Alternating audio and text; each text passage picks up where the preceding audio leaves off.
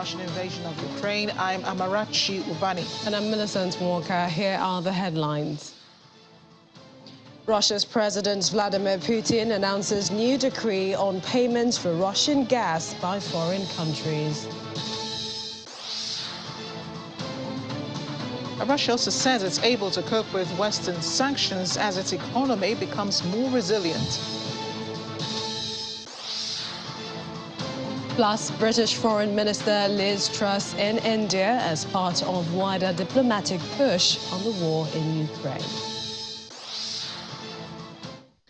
Welcome again. President Vladimir Putin has signed a decree saying foreign buyers must pay into ruble accounts for Russian gas from Friday, warning that contracts will be halted if the payments are not made.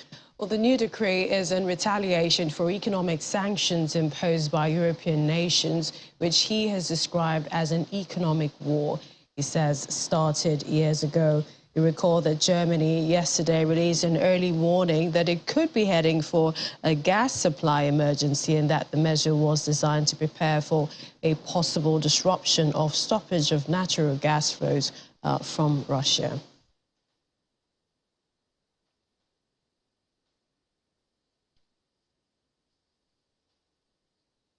I'll bring you that report in a minute. In the meantime, Deputy Chief of Staff of Ukraine's ground forces, Oleksandr Gruzevich, says Russian forces around Kyiv have lost their offensive capacity and are changing tactics to favor long-range attacks more than direct fighting.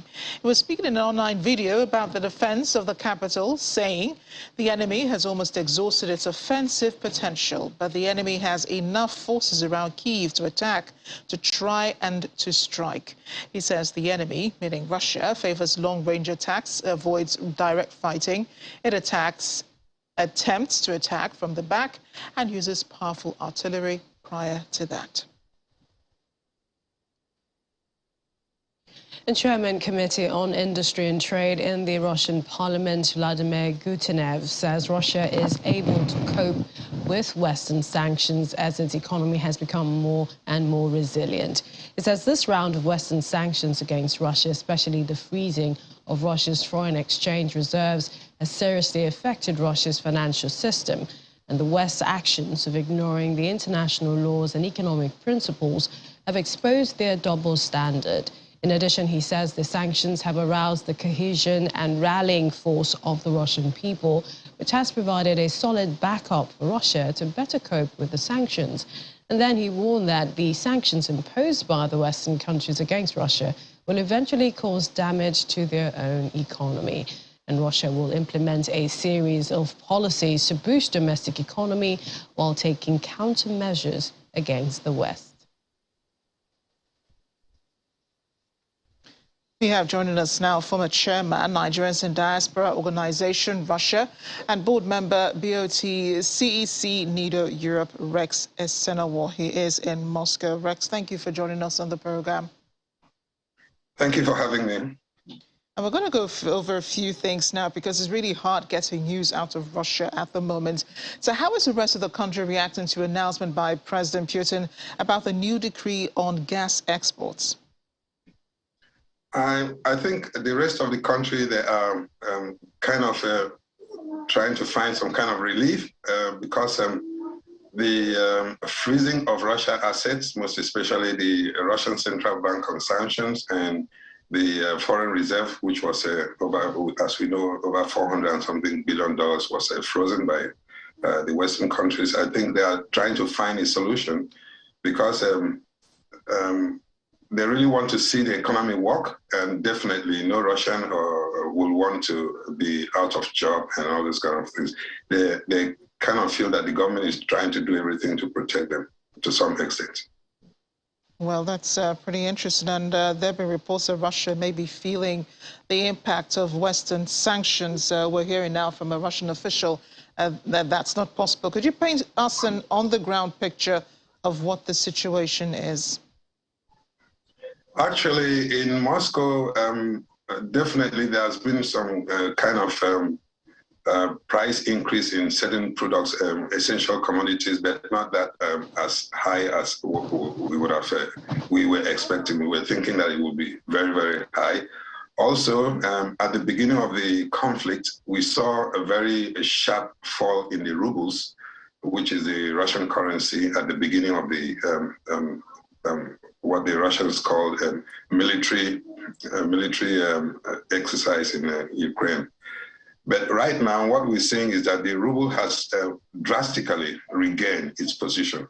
In fact, it was up to 130 rubles, down to 130 rubles as at the 2 weeks ago. But as at yesterday, it was already going below 90, going even up to 85. And so there is a quick recovery, probably because of the measures that have been taken by the Russian Central Bank and the federal government to make sure they secure jobs and balance the economy so as not to allow a sharp fall in the economy. Rex, speak to us about the mood, essentially, in Moscow there, with all that is going on in Ukraine, and essentially how you're also getting information about the war, the invasion in Ukraine. Well, we try as much as possible. You know, we have our citizens in Ukraine, and we have been doing everything possible to make sure that we bring them out of the trouble zone. And everybody is worried, definitely. It's not a news that Russians and Ukrainians are brothers. It's also something that most people did not expect, but at some point, people are beginning to live with the realities. The mood is not very high, and everybody's praying for the war for the conflict to end very soon. In terms of news media in Russia, how have they presented Russia's invasion of Ukraine?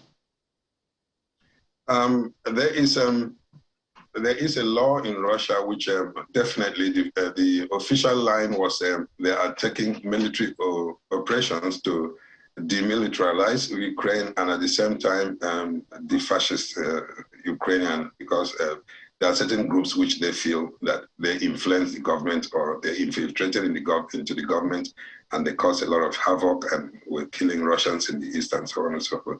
So that was the official position. And also there are also what you can call the official position also in terms of the laws and rules and regulations following the conflict. You don't call it a war. That's number one. Number two is there is a law in place which is they call it fake news against fake news, because they felt that they were being intimidated with fake news, which most of the Western media were carrying out and so on and so forth. So they had kind of put some kind of restrictions. The Russian government and the military, almost on daily basis, they give reports of situations on ground, how they're progressing or what they have been trying to do. And of course, also much is being talked about the negotiations on peace, the peace talks that has been going on. The first it was virtually, now it took place, the last one was in Turkey, and they're also doing some kind of arrangements for face-to-face negotiation. So all these things, everybody's looking with high hopes that it will come with a positive result and lasting solutions. And is that raising hope, in many Russians that, things will soon end and things will be back to normal? The people who have relatives and friends in Ukraine will be able to see them again? Definitely, Russians have high hopes, but unfortunately, when two brothers fight, the residue always remain. It will take some time to heal the wounds because the wound has been high.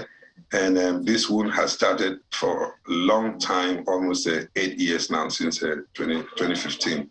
And definitely, Russians and both Ukrainians also want to get back to normal. Unfortunately, we've seen the current situation. It is very, very disturbing, and we have high hopes, and we hope that everything will come back to normal. And what impact is it having on local businesses in Russia?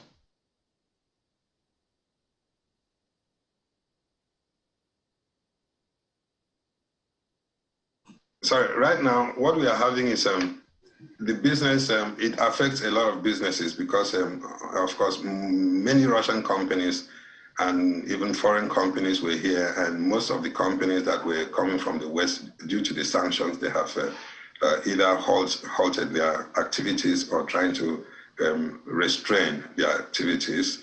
And of course, there has been disruption in logistics and so many other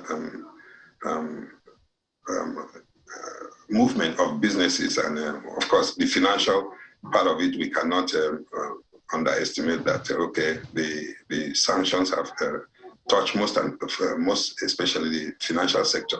So right now, there is no exchange. In most cases, no exchange, no payment system is working, between the West. So Russia is doing everything possible to collaborate with the other countries like China, India, and other Eastern countries to make sure that they form a new kind of payment system. New cards are being issued by the banks in Russia to accommodate payments and so on and so forth.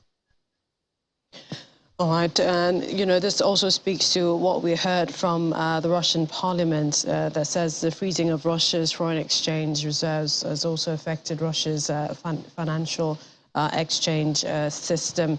We'd like to thank you, former chairman, Nigerians in Diaspora Organization. We'll come back to you because he has been doing a lot of work in helping, of course, Nigerians that are fleeing the war in Ukraine. We'll come back to Mr. Rex, but let's take you back to our top story, and that is what is happening today in the invasion. President Putin signing a decree saying that foreign buyers must pay into ruble accounts Russian gas from Friday, warning that contracts will be halted if payments are not made. Well, that new decree comes into effect on Friday. It is in retaliation for those economic sanctions imposed by European nations. President Putin describes them as an economic war that started years ago. Implementation of the new decree in Russia was announced by President Putin, who says in order to buy Russian natural gas, foreign buyers must deal in the Russian currency. The decree comes into effect on the 1st of April, when these foreign buyers will have to open special Russian bank accounts to transfer foreign funds, and the bank will then use them to purchase rubles. He says if such payments are not made, Russia will consider this a default on the part of buyers, with all the ensuing consequences. He continues saying nobody sells us anything for free, and we are not going to do charity either. That is, existing contracts will be stopped. Major EU economies such as Germany and Italy rely on Russian gas for significant energy needs. Yesterday, Germany activated the first stage of an emergency plan to manage gas supplies. At least 55% of the country's gas import comes from Russia. Energy Minister Robert Habeck says Germany will not achieve independence from Russia's supplies before mid-2024. The country set up 3 crisis levels in response to Russia's plan. The first is the early warning. The second is alarm, when a disruption to supply or extraordinary high demand upsets the usual balance, but can still be connected without intervention. And the third is emergency, when the market-based measures have failed to remedy shortages. At this stage, Germany's network regulator must decide to distribute any remaining gas supplies across the country. Back to the peace talks, President Putin told Italian Prime Minister Mario Draghi that conditions were not yet in place for a ceasefire in Ukraine. He and Putin had spoken via telephone on Wednesday. Draghi also says that the Russian president told him that current gas contracts remained in force and that European firms will continue to pay in euros and dollars rather than in rubles. Asked about increased defense spending following Russia's invasion of Ukraine, Draghi says Italy will reach the NATO goal of spending 2% of GDP on defense, adding that this was not in dispute among members of his coalition. Meanwhile, NATO Secretary General Jens Stoltenberg says Russian forces are not withdrawing from Ukraine, but regrouping. According to our intelligence, Russian units are not withdrawing, but repositioning. Russia is trying to regroup, resupply, and reinforce its offensive in the Donbas region. Moscow says it is now focusing on liberating the Donbas region, two southeastern provinces partly controlled by separatists Russia has backed since 2014. Ukraine and the West have reacted with suspicion to that announcement, suspecting a ploy by Moscow in response to the heavy losses of men and equipment it has suffered over 5 weeks of war, in which Ukraine has mounted fierce and effective resistance. We need to judge Russia on their actions, not on their words, and it remains to be seen whether there is any real willingness from the Russian side to find a political solution. Earlier, Ukraine's President Volodymyr Zelensky asked the Dutch parliament for weapons, reconstruction aid and a halt to all business with Russia in response to the invasion of its country. Zelensky, the first foreign head of state to address a plenary session of the 150-member Dutch Lower House of Representatives, said the Netherlands must be prepared to stop the energy from Russia so that it does not pay billions for the war. Roughly 20% of Dutch natural gas comes from Russia, which has become an increasingly important trading partner for the Netherlands in recent years. The Dutch, along with other EU countries like Germany, are looking for other energy sources, but quick alternatives are few and global supply limited.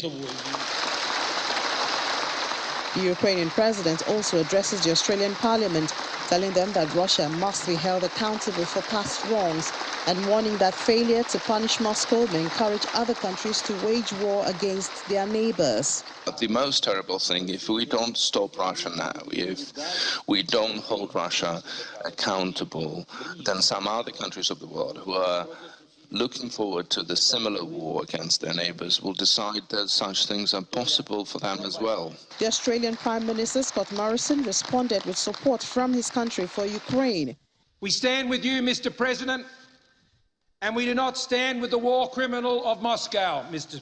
President. I know that man, you know that man, we know that man, Mr. Speaker, and we know his regime. We have seen them unleash unspeakable horror against your children, your hospitals and the shelters. And we remember the downing of a civilian airliner carrying 298 innocents, including 38 Australians, and we remember them also on this day. In the meantime, the International Committee of the Red Cross says it is ready to lead the operation of evacuating civilians from the besieged city of Mariupol if all parties agree to exact terms. It comes as Russia agrees to open a safe corridor with buses on standby to convey the civilians out of the city.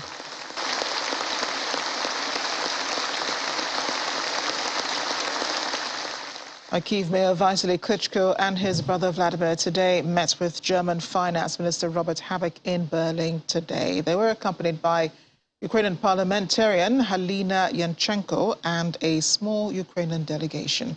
It does appear that more meetings with German politicians are likely. And a video released on his Twitter page today showing Klitschko speaking in front of a brick wall. A Kyiv mayor's brother called for the world to supply weapons instead of condolences.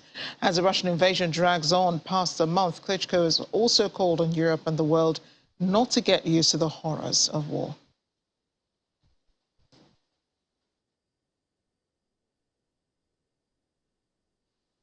You're watching Channels Television and our one-hour coverage of Russia's invasion of Ukraine. Still ahead, an update on the status of Nigerians who have left the war in Ukraine but want to remain in Europe. Please stay with us.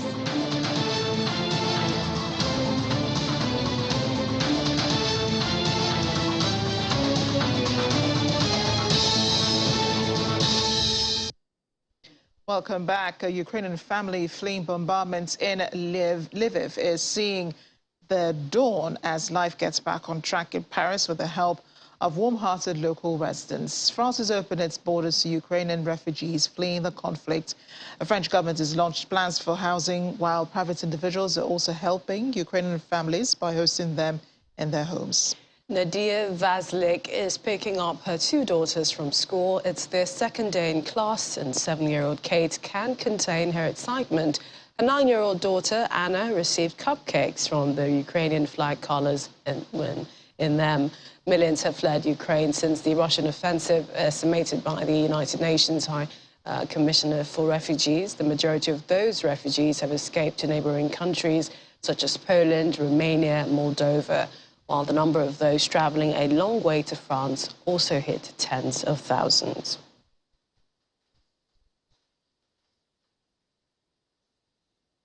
Well, more than 4 million people have now fled Ukraine for neighboring countries amidst the Russian invasion. However, black and brown students who have fled have been detained by EU border authorities in what has been condemned as clearly discriminatory.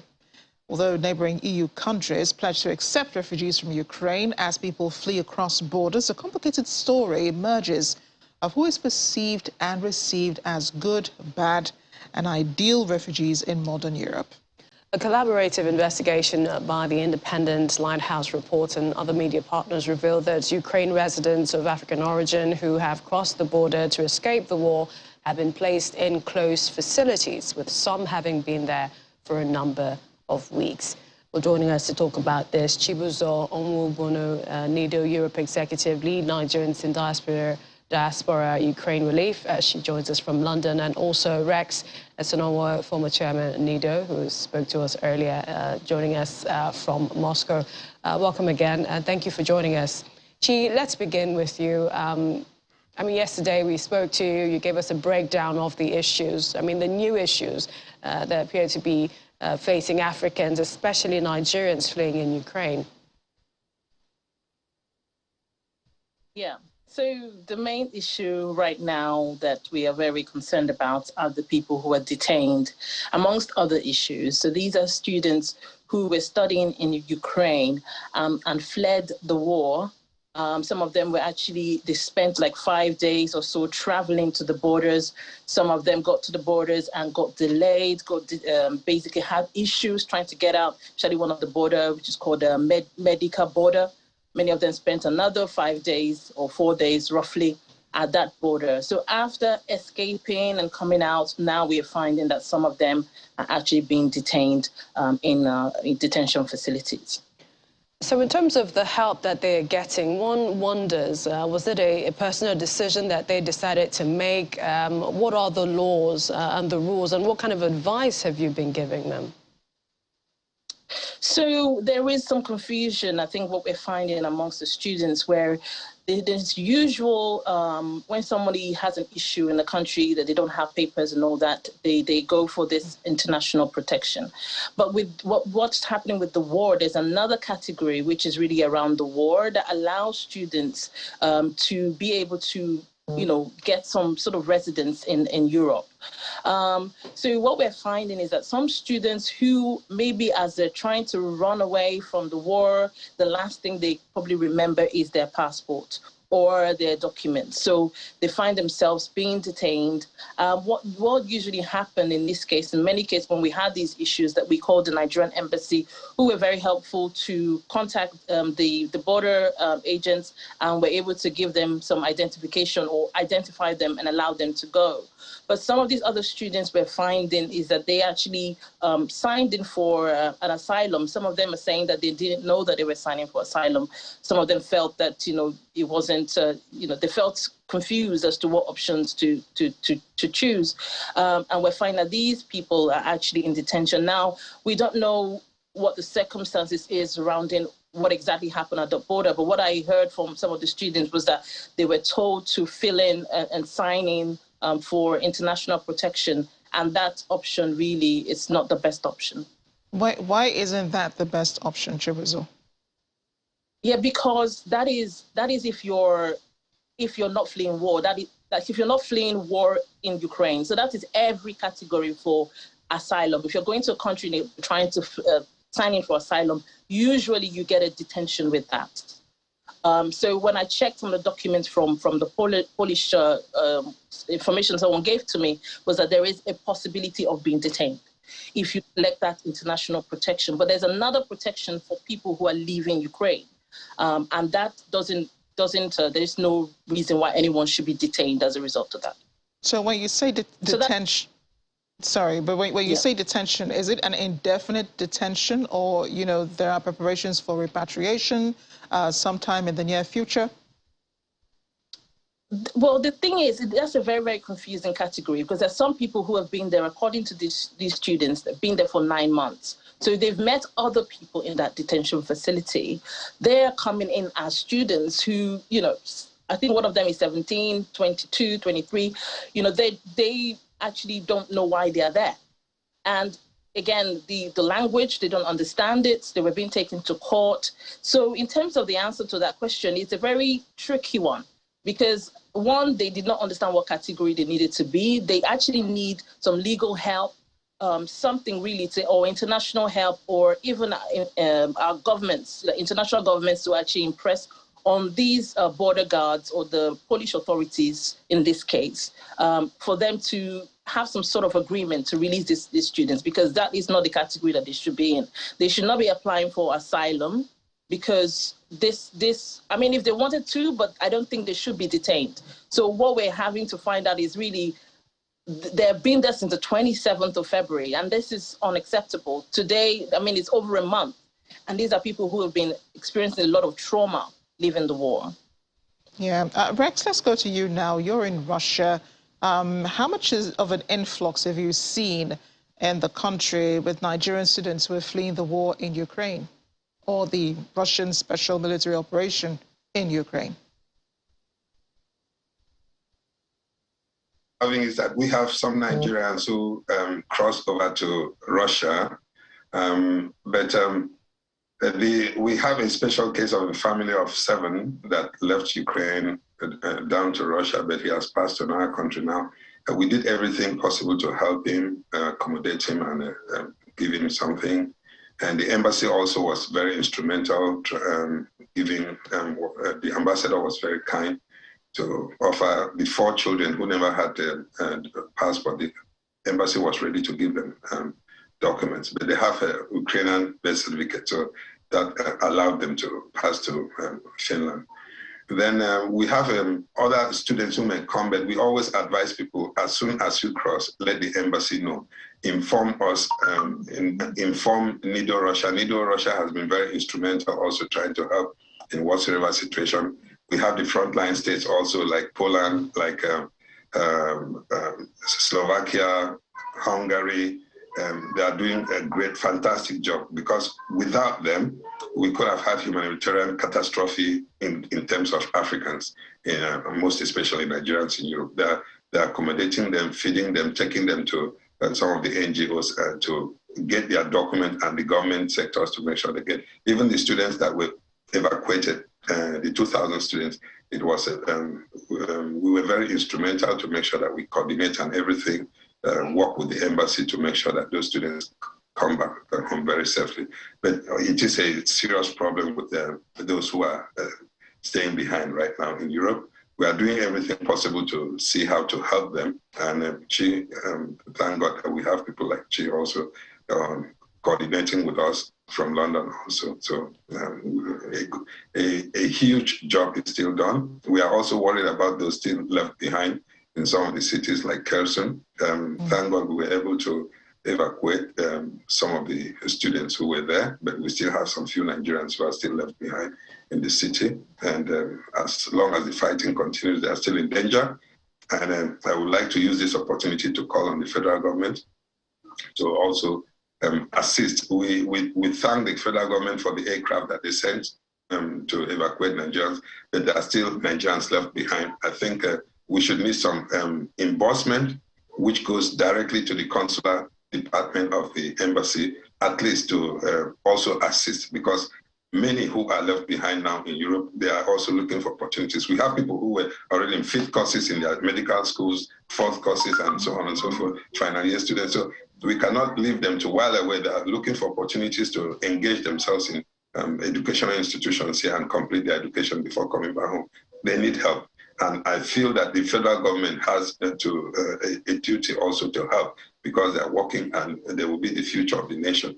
We need doctors, we need engineers in the country. We should not allow them to while away with their education, even with the problems we are having in Nigeria now. But I still believe that we can do much to help. NIDO is ready to work hand in hand with the federal government in terms of a consultation on how to help relieve those who are left behind here. Thank you. It's also interesting because you mentioned Kherson. I know that I've spoken to some students there who said that they rejected the offer, and that is to come through the Russian route, saying that they're not happy with the special there is operation. Actually a law against there's a law in Ukraine against them going to Russia. If they go, they can't come back. Come back, yes, because of the stamp on their passports. Are you aware of that? That can also be a problem because there are many laws in Ukraine which is kind of anti most of the citizens who go towards Russia or have sympathy towards Russia and so on and so forth. Because there are people who are calling for negotiations, there are people who are calling for peace also.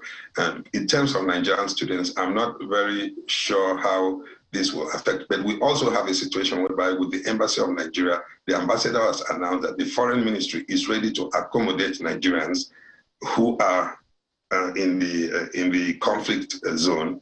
If they come to Russia, they can complete their education in Russia. But if they want to go to the West, it's an issue of choice.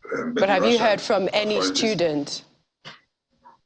No, so far we have not heard from any student because majority of the students, they went with the first wave that went towards the western borders there, and they're already, don't forget that we have over between 5,000 and 10,000 Nigerians in Ukraine. So we still, the 2,000 evacuated is not yet enough. We still have a lot, over 3,000 already in Europe, and we still have Nigerians who are still maybe in cities where the conflict has not yet seriously affected. So we have to think about this and also plan ahead to make sure that our students are not seriously affected. Although psychologically, many of them are devastated, seriously. Yeah, well, they are fleeing, a modern-day war in Europe, so they will be devastated. But so far, as I've listened to you, I haven't heard you say anything about Nigerians being held in detention in Russia. That's a totally different scenario when you compare that to other parts of Eastern Europe, where students have fled to, or other people fleeing the war have relocated to. In Russia, Nigerians entering Russia have not heard of any detention, and Russia doesn't have such facilities for foreigners to, in terms of issues concerning this conflict. You make a choice. If you say you don't have a place to go to, they can offer you humanitarian assistance or where you have to live. They have camps where they have Russian refugees or Ukrainian refugees who are or displaced people, if you want to call them that way.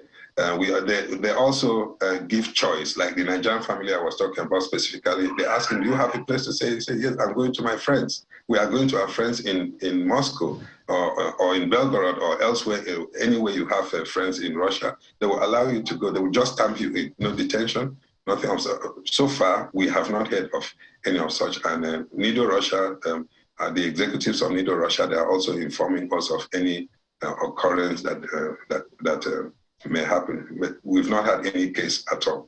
And the Russians, they have specifically said, Nigerians, if you have any Nigerian student who wants to continue his education in Russia, the Russian schools are ready to adopt them straight away. So that's what we heard. So far, we don't have any negative information as far as this issue. Let's come back. All right. Thank you, Rex. Let's come back to Chi. And this is, in terms of what you've mentioned, the location and then the Nigerian students, Nigerians who are in detention, what are the numbers, and then which detention centers are they in? Also, what are you hearing from government in terms of the help they need? Is there help? Do they have access to immigration lawyers, for example? Yeah, so in terms of the first question around the numbers of students, so as Rex said earlier, we have over 5,000 roughly. So the students that are in Poland, we're hearing I'll talk about the Africans, about 52 African students. And roughly what I'm hearing, which is not fully confirmed, is about 20 Nigerians.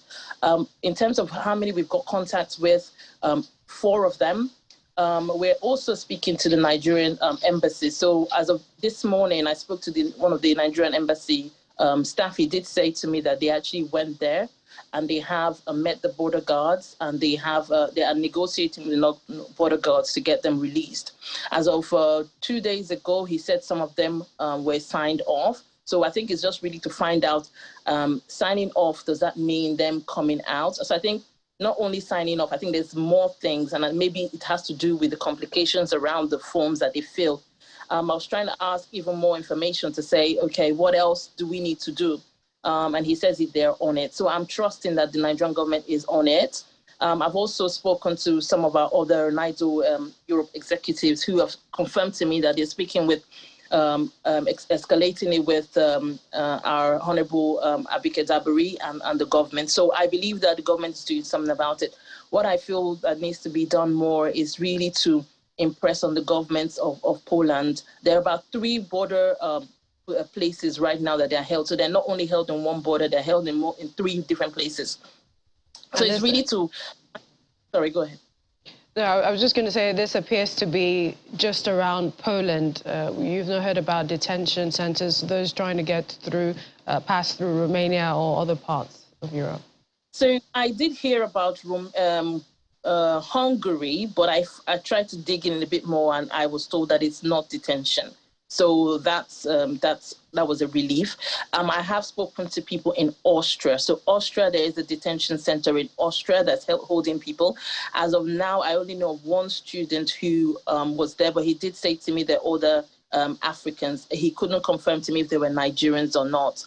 So I think the reason why, I think there's another country, it's gone off my head, Estonia, one of the country that there is a detention center that the person who was doing that report from Lighthouse Reporters actually was able to confirm. So what I think needs to be done is not just the Polish government that needs to be, basically worked with on this issue. I think it needs to be all over Europe, that our governments, the European Union, African Union, needs to really impress on all these governments that these are students. Some of them are 16, 17, very young students who are really confused, don't know what to do. They've experienced a lot of hardship in trying to flee the war and now having to be in detention for a month.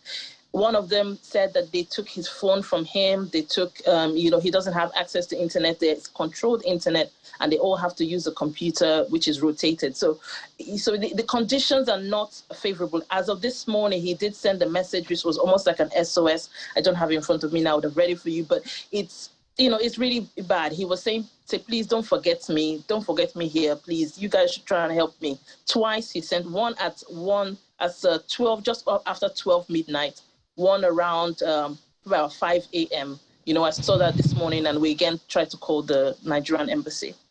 Yeah, and I can't imagine what he's going through in the camp. And I imagine that he doesn't have the liberty to really inform you about what the conditions are in that camp. But Chibuzo, you talked about how you're helping Nigerians move from Ukraine in other Eastern European countries and all that. But are there no Nigerians coming to the UK? Because I know that the UK government already has, they've loosened up some visa restrictions. They have new regulations. So are there no Nigerians or African students headed to where you are? So there are some that are trying to come. I spoke to 2 actually this morning. These are people who already had visas before coming to the United Kingdom.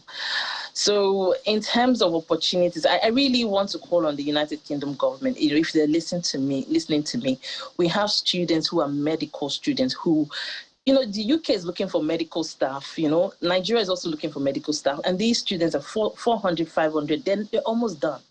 So I think that there needs to be something, open the opportunities for these students to come into these universities in the UK and let them finish their education, because they're not really having anything good where they are. Some of them have just 30 days to live where they are. They're looking for which country is going to be able to take them. So to answer your question, not a lot's coming to United Kingdom. In fact, the only ones I know are the ones that already have visas. I know of one, as of this morning, I actually spoke to another one who's having accommodation problems in Poland.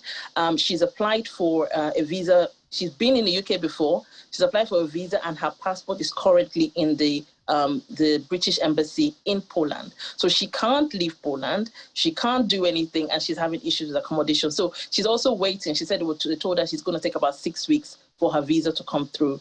So these are kind of the things that are going through. So now I did say to her, are you thinking of any other country? She said, no, she doesn't want to go to Germany because Germany gives them 3 months, up till, Germany gives them even longer. Where she is now in Poland, I think 15 days, and then you have to extend it.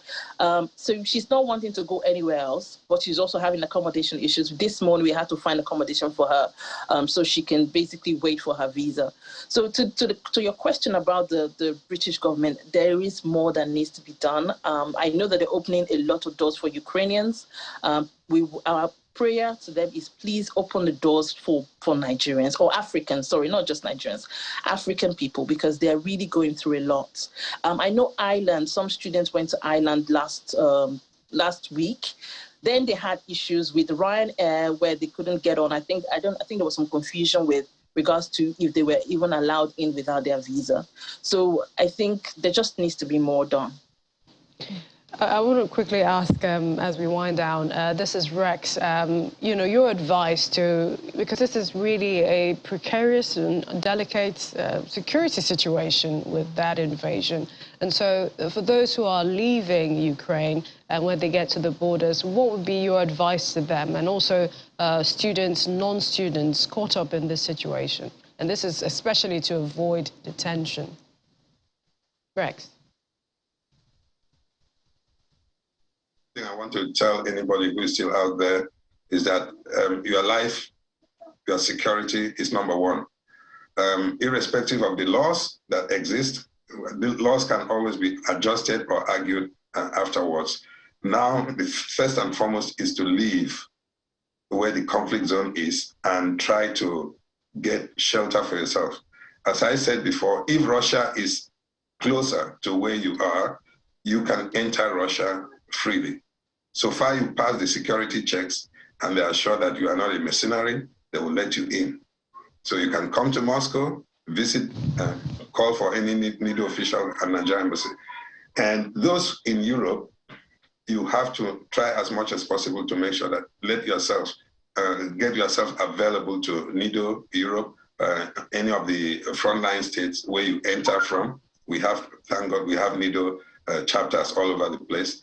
And they will lead you to the embassy if you want to go back home, and if you want to stay back in Europe, people will assist you to legally stay in Europe. Don't stay illegal, and try as much as possible to respect the law and do everything possible to maintain peace and order. It's very important. Chibuzo Onwugbono and Rex Sonowo, thank you both for joining us on the program, and really thank you for all the good work you have been doing. We hope that we're able to get as many people settled as much as possible, and we also wish you good luck. Thank you. Thank you so much. Thank you for having us.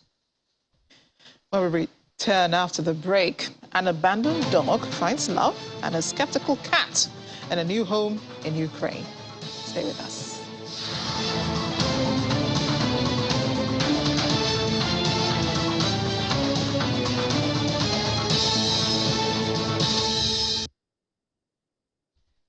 The escalation of conflict in Ukraine has caused civilian casualties, destruction of civilian infrastructure, and as we've reported, forcing people to flee their homes, seeking safety, protection and assistance. In the first 5 weeks, many are in need of that protection and support.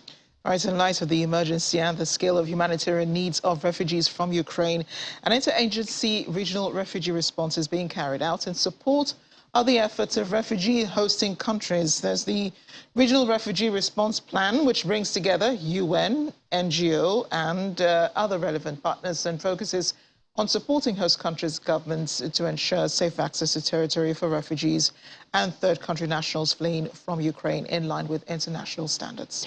The UNHCR is reporting over 360,000 refugees from Ukraine have fled into Hungary. Let's touch base with an international relations expert, Enebeti Macaulay Buka, who is also the vice chairman, NIDO, Hungary. He joins us from Budapest. Thank you for joining us on the program. You've been at the forefront of coordinating the crisis on the Nigerian diaspora, Hungary. Tell us about your experience with the rescue efforts. Okay, thank you very much for this privilege. So far, this crisis started more than a month ago, or let me say 4 weeks, and many fled Africans from Ukraine. They are tripping into Hungary because of the how easy it was for them to get access into Hungary.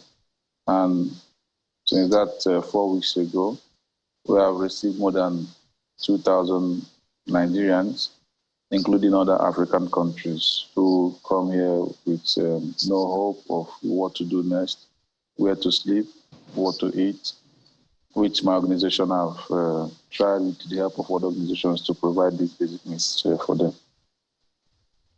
So are there some who have decided to stay back, apart from those that have come back to Nigeria, who decided to stay back in Hungary or move to other parts of Europe? Okay, I won't actually agree totally that all of them wish to stay back. I mean those that are still here, because the evacuation provided by the federal government of Nigeria only came to Hungary 3 times, and some of them are even still coming in from Ukraine, and some of them came in after the evacuation. So I can't say if they would have loved to go or they would have loved to, or they will want to stay. But some of them are also staying here because I think it's more easier for them to have access to going into other schools and continuing their education. Some of them already here, they are already looking for jobs and other schools, and they are getting the jobs. They are still applying for schools. Some of them have also left Hungary to Germany, to other European countries where they're also getting assistance and help. While some that even went to Nigeria, they are complaining and wishing how they could come back, because I think they say that they made a hasty decision by going to Nigeria, because there are other opportunities which those that are still here, they are receiving from other European countries. Yeah, we can understand, how they feel, especially many who have had their education cut short. And so there is no hope of evacuation for those who are still in Budapest. The ones who crossed over after the last evacuation flight left, what part of Ukraine were they coming from? They came from the they have like 3 borders from, I think 3 or 4 borders between Hungary and Ukraine. But whichever border they are coming in from, the Hungarian government and the police are bringing all of them to the same border called Zahony. So from that Zahony, they bring them to Budapest. And as you asked about whether there is hope for another evacuation. So yesterday we had a meeting with the ambassador of Nigeria in Hungary here. So according to her, she said that the federal government for now do not have any plan for further evacuation. And that is the case, though we also have some other organizations which we are working with that are helping us to get flight tickets for those that want to go home, or those that have families in the US, or they have the visa, and they have families in the UK that they want to fly to those places. Once they have the visa, we're also using other organizations which are partnered with us to get them tickets to those places. What about those who are not pursuing education but just want to stay back, in Hungary? What's the process like for them to be reintegrated into the society or the community? According to the Hungarian legal system in terms of migration and integration, if you want to be in Hungary or in any part of the European Union countries, you have to have a basics or like reason why you wish to remain here. So the Hungarian government have advised those that want to remain here to either enroll into schools, for the students, or those that are not students in Ukraine, to find a job. So if they get a job or they establish a business, then in that case, they can now issue them a residence permit and they can continue their lives here. Perhaps, Ms. Ebuka, and this is with regards to the support that you're getting, how much more support are you getting from the Hungarian government? And this is for the students that NIDO has in its care to reintegrate with the community? The honest truth is that I think Hungarian government or most European countries, they are doing their best, but they actually also feel that the real refugees are the ones that war have destroyed their country, which is Ukraine. So the kind of privilege that Ukrainians are getting is not the same with what other nationals from Ukraine are getting, because they believe that those other nationals can actually go home. So I think I would say basically that the Africans that stay here or Nigerians, their help usually comes from NGOs like organizations like us. Though actually NIDO, which is a Nigerian Social Organization, before this crisis, is in a kind of organizations that go into humanitarian assistance of this kind of nature. But because we don't have a choice, we went into the humanitarian level and we are trying to provide them this assistance because, first of all, they are Nigerians and also they are Africans. So they are getting most of the help from NGOs like us and other NGOs from US, from other European countries that just want to help the Black people. Okay, and you haven't heard about any Nigerian students who are in detention? I don't think any Nigerian students is in any detention center here in Hungary, and I believe that if any of them is in detention, they should have spoken to the ambassador and the embassy, and we would have heard about it. So for now, I don't think there is any, because there is no reason for them to go into detention, because the Hungarian government gave them the right to come in here without, even if they don't have their passport, even if they don't have their residence permit in Hungary and in Ukraine. So once they come in, they give them a certain document, and they give them 1 month, they give some of them 3 months to stay here. And those that they gave 1 month that have expired, they are also renewing it again to give them another 3 months. So there is no reason for now to say that any of them is in detention. Okay. All right. Enebichi Macaulay Ibuka, thank you so much for speaking with us. And once again, appreciate the work you're doing, helping Nigerians who are trying to regularize their status and who are trying to settle into Hungary. Thank you very much. Now, British Foreign Minister Liz Truss is in India today as part of a wider diplomatic push on the war in Ukraine. She's on a trip which coincides with her Russian counterpart, Sergei Lavrov, traveling to the country. India has frustrated Western allies by refusing to condemn Russia's invasion of Ukraine and by buying Russian commodities at a discount. Ms. Truss would underline the importance of democracies working together to deter aggressors, and she wants a closer relationship with India to boost security and jobs in both countries. The war in Ukraine has strained relations between Britain and India, which became one of the biggest buyers of Russian commodities after the international community began isolating Moscow with sanctions for the attack in Ukraine. A British trade minister this month said the government was disappointed with India's stance on the invasion and hopes India's views would change. Britain and India are currently in negotiations over a free trade deal.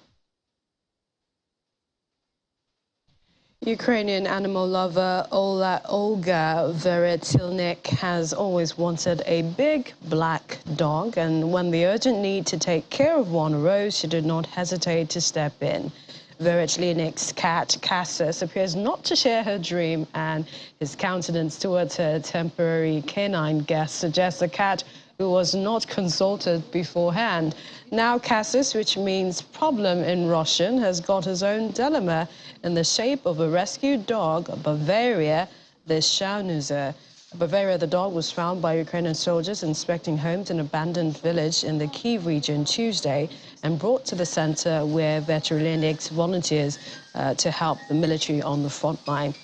However, arked feline Cassus has taken umbrage and now takes a permanent position on top of a refrigerator.